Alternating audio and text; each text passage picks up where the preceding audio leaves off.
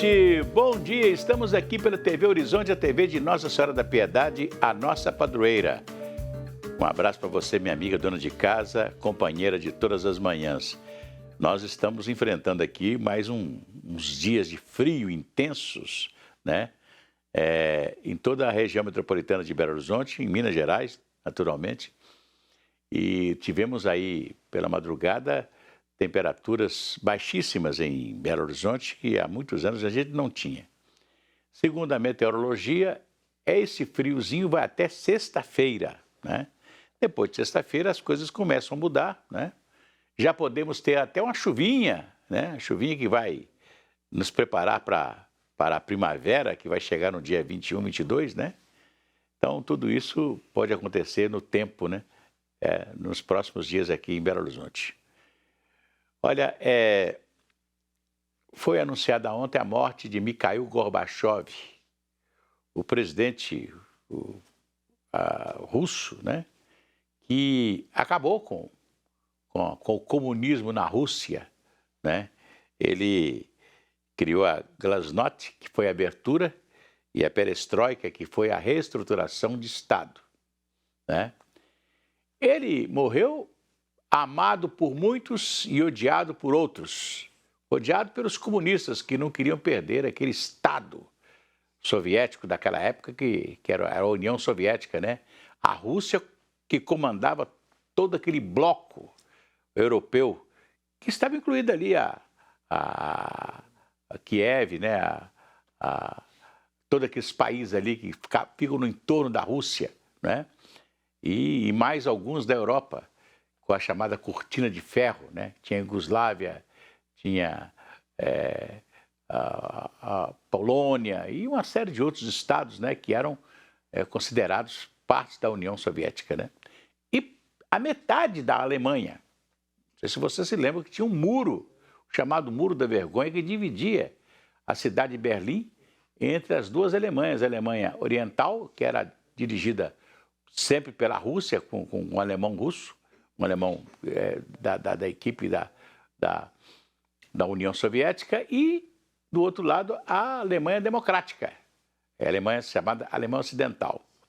Logo depois desse desmantelamento da União Soviética, né, houve a possibilidade, coisa que ninguém imaginava, das duas Alemanhas se unirem, né? E hoje é um país só.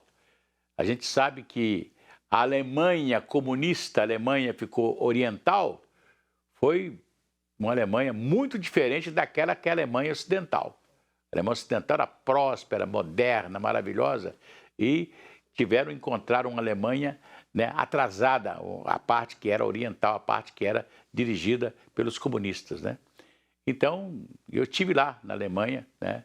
O Portão de Brandemburgo, visitei o Portão de Brandemburgo e vi um pedaço do muro. Lá tem um pedacinho do muro, do chamado Muro da Vergonha, que dividia os dois países, né? Então, o Mikhail Gorbachev, ele depois recebeu o prêmio da Paz, né?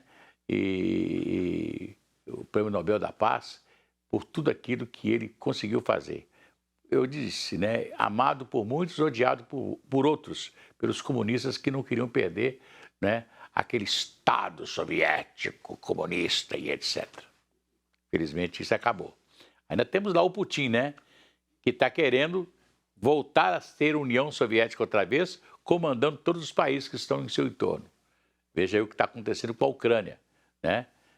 Por quê? Porque a Ucrânia quer fazer parte da OTAN, Organização do Tratado do Atlântico Norte, que não quer ter uma relação, quer ter uma relação com a Rússia, mas a relação mais com a Europa, a chamada Europa Ocidental, né?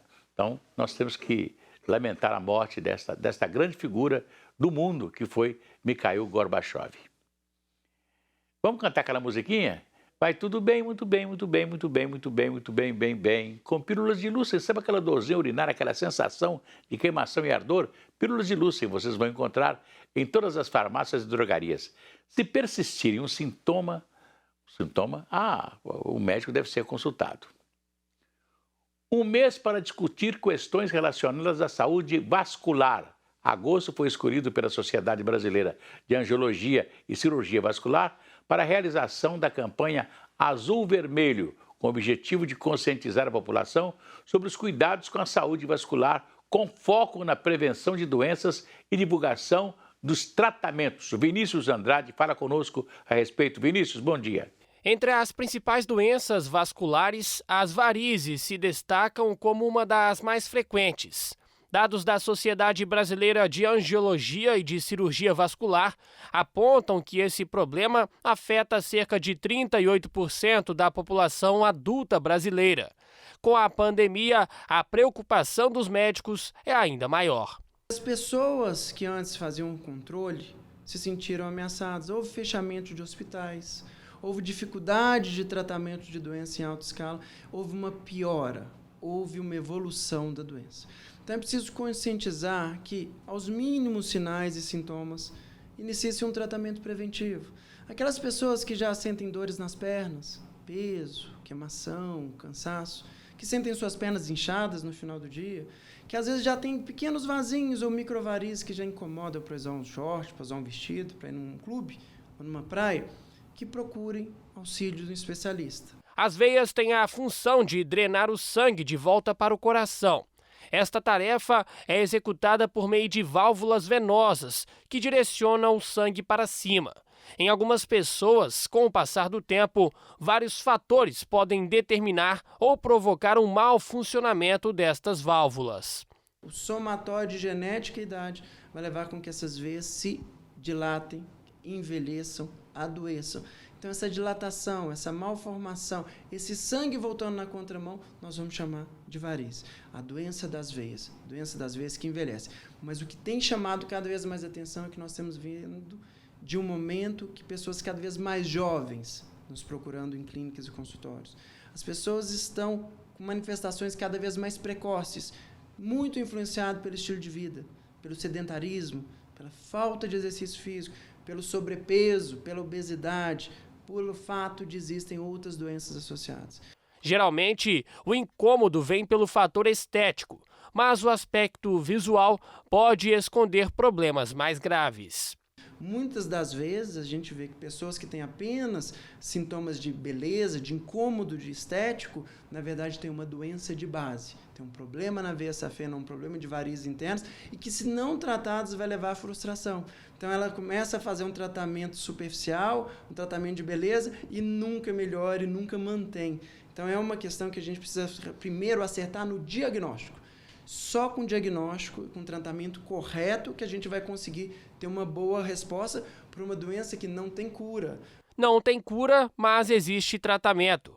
Com o avanço da medicina e da tecnologia, em alguns casos, não é mais necessário realizar procedimento cirúrgico. Existem novas tecnologias a laser, onde a gente consegue cauterizar desde aquela variz mais fina, ou aquela variz bem grossa, ou às vezes doenças da veia safena, todos em um ambiente de uma clínica ou um consultório, sem necessidade de hospital, sem internação, sem anestesista, mas principalmente sem ter que fazer repouso. Então a pessoa consegue tratar suas varizes hoje e já trabalhar no outro dia com essas novas tecnologias. Pois é muito importante para você que já teve os primeiros sintomas de varizes, né? É o problema de fumar. Quando a pessoa fuma muito, né?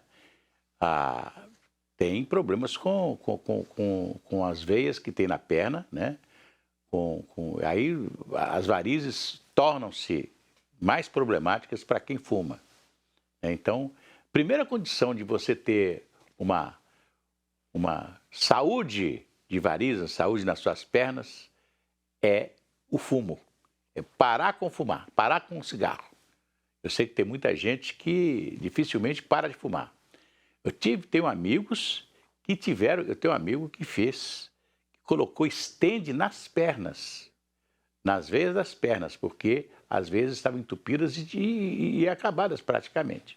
Então teve que pôr stent, tá? E mesmo assim continuou fumando. Negócio difícil, né? Ou vício danado o tal de fumar, não é verdade? Eu fumei, gente. Eu fumei e parei de fumar no dia 6 de dezembro de 1992. Então já são mais de 20 anos, né? né? Estou chegando aos 30 anos, né? 92, 2002, 2012, 2022. Então, vai 30 anos que eu parei de fumar, né? E parei de fumar,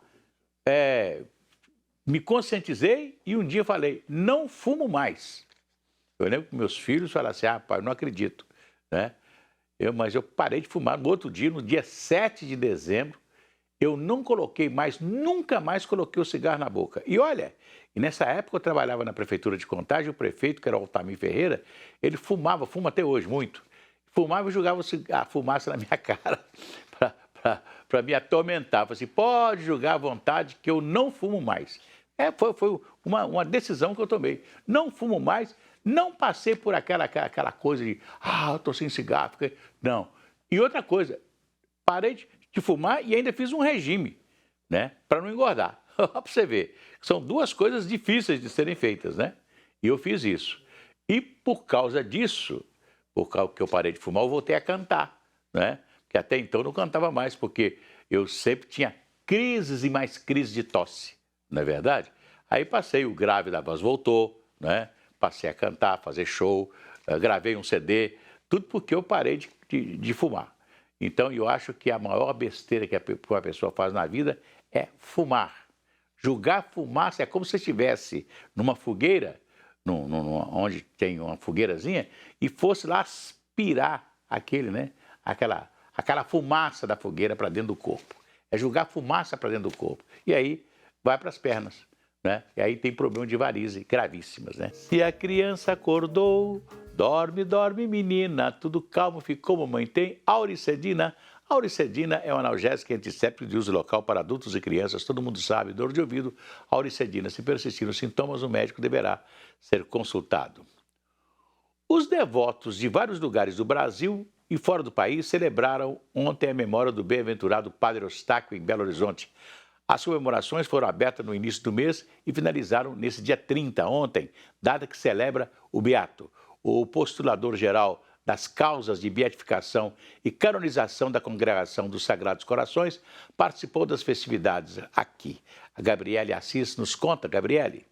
O espaço dedicado ao memorial do Padre Eustáquio recebeu os pedidos de graça, intercessão e agradecimento dos milhares de devotos do Beato que passaram pelo Santuário da Saúde e da Paz nesse dia 30 de agosto. Nossa, eu converso com ele o dia inteiro, o Padre Eustáquio é uma bênção. Já alcancei muitas e muitas graças através da intercessão dele. Hoje eu vim pedir um emprego para prosperar na minha vida, para interceder uma cura do câncer da minha mãe. Saúde, paz, né? E que a gente continue, que esse Brasil nosso melhore, né? Com esses novos políticos. Depois do período de isolamento por causa da pandemia, o santuário ficou lotado durante todo o dia para celebrar o Beato. Isso que a gente está vendo aqui é o Padre Eustáquio. O Padre Eustáquio viveu a vida dele dessa forma. Multidões de pessoas, dia e noite atrás dele, nas circunstâncias mais diversas. Então o que nós estamos vivendo aqui não é outra coisa senão o dia a dia do Padre Eustáquio. E se é o dia a dia do Padre Eustáquio, é só felicidade para nós. Conhecido pelo lema Saúde e Paz, Padre Eustáquio resumiu a sua vocação a essa expressão. O sobrinho do Beato, que esteve presente no santuário para o dia festivo, reforçou a mensagem. Zeker, ik heb altijd versteld gestaan over de Ele fala que realmente ele percebe que o povo vem aqui realmente para ter as graças de Padre Eustáquio e no sentido de saúde e paz. Eles pedem graças pela saúde, por operações, doenças, mas também eles vão embora daqui com paz no coração. O postulador-geral das causas de beatificação e canonização da Congregação dos Sagrados Corações também esteve presente no santuário. Na primeira passagem pelo Brasil desde que assumiu a posição, ele esteve presente em locais relacionados à devoção a Padre Eustáquio. No Santuário da Saúde e da Paz, o postulador concelebrou a última missa do dia dedicado ao Beato. Na verdade, ele é o novo postulador-geral. O último postulador que veio foi o Padre David, um americano, que inclusive se encontrou com Dom Valmor em 2019, mas ele faleceu E com isso entrou o novo postulador, que é o padre Andrzej, é um polonês, e estava previsto que ele viria conhecer a causa do Padre Eustáquio, a festa, em 2020. Por causa da pandemia, não pôde vir nem em 2020 nem em 2021. Padre Eustáquio já teve um milagre reconhecido e passou a ser considerado beato desde então.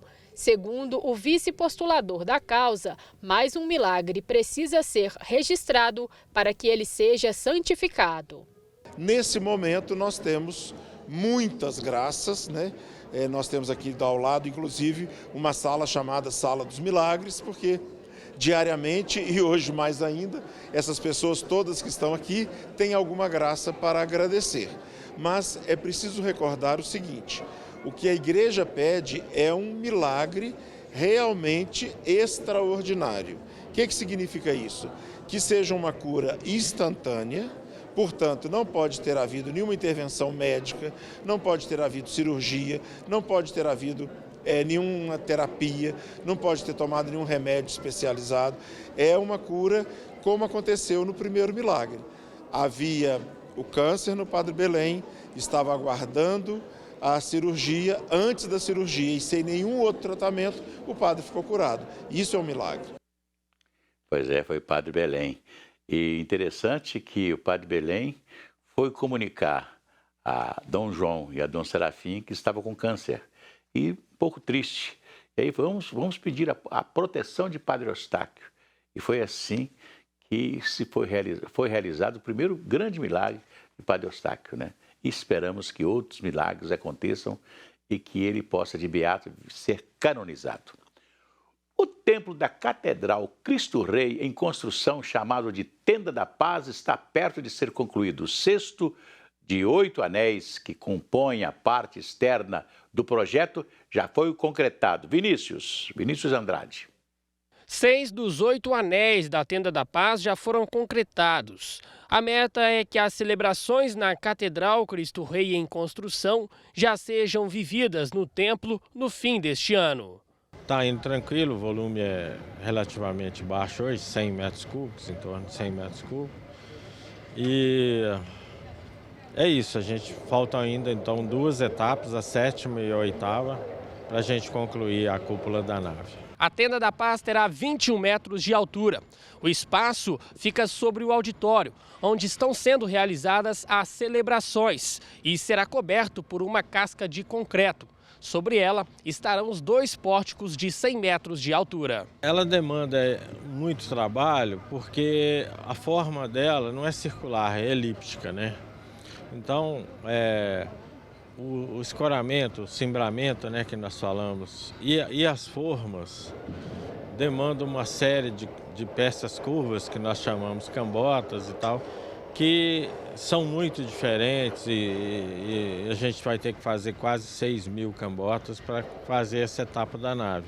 Até outubro, a meta é concluir a concretagem dos 2 últimos anéis. Aí, após a cura, a gente vai remover todo esse escoramento que vocês estão vendo aí, que é muito grande, são mais de 600 toneladas de material concentrado só nessa área aqui. E assim que o concreto curar e atingir a resistência necessária, aí, uns 14 dias, a gente já vai começar a desforma e remover todo esse cimbramento. E aí já vai poder usar o espaço da cúpula ainda. Pois é. Eu sempre lembro aqui da figura de Dom Valmor, né, que tem liderado esse movimento para a construção da Catedral Cristo Rei, e as obras, né, não pararam desde quando foi iniciada a construção. Se Deus quiser, nós vamos inaugurar breve, né, a nossa catedral com tudo aquilo que foi pensado, né? E vão estar lá a rede catedral, vai ser uma coisa maravilhosa a nossa catedral metropolitana que está sendo construído aqui na região norte da cidade. Pois é, olha aqui, o governo mineiro, olha que coisa interessante, hein? O governo mineiro pode romper o contrato com a chamada Minas Arena, que é a responsável pela administração do Mineirão. Eu me lembrei aqui quando o governo de Minas Gerais foi sócio da Fiat. O governo integralizou capital dinheiro para ser sócio da Fiat. E tinha 51% da Fiat e a Fiat de Turim tinha 49%. Né? Não me esqueço de tudo aquilo que aconteceu, o Estado sendo... Olha, a fábrica da Fiat veio para Minas Gerais, mas o Estado foi sócio da Fiat. E era um sócio que só punha dinheiro. Todo ano a Fiat entrava com o know-how, a Fiat entrava com o know-how e o Estado entrava com dinheiro. Né? A Fiat entrava com experiência. Não, nós fabricamos carro, nós sabemos fabricar carro, nós entramos com experiência, etc. Tal, e o Estado com dinheiro. Todo ano eu lembro que a Assembleia Legislativa, o governador, mandava para a Assembleia Legislativa um projeto de lei autorizando o Estado a contrair empréstimo em dólar para entregar a Fiat. Todo ano era assim. Até quando o Tancredo Neves assumiu, a partir do Tancredo Neves e Hélio Garcia, o Estado não vai integralizar mais o capital.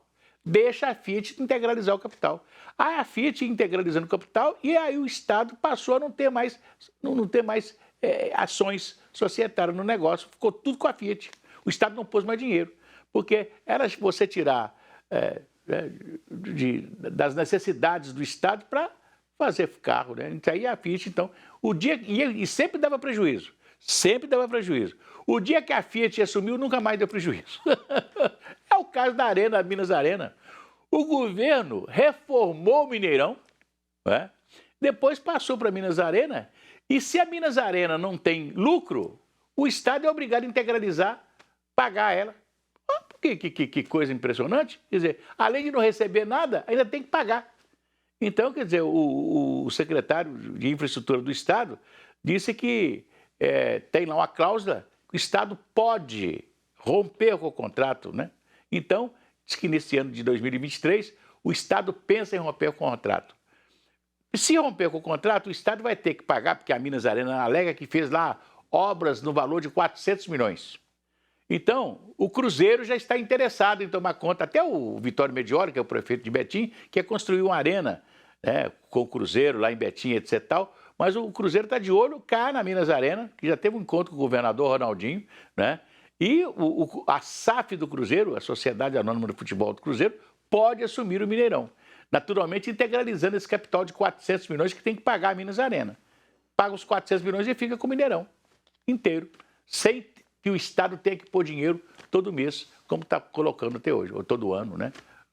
Então, vamos esperar que essas coisas aconteçam, né? E que em 2023 nós tenhamos, quem sabe, o Mineirão seja a Arena Azul, já que o Atlético vai ter o seu estádio, o América tem o seu, né? Então, todo mundo fica com o seu estádio e pronto, os 3 clubes de Belo Horizonte, né? Aliás, nós precisamos ainda de melhorar a Arena do Jacaré, né?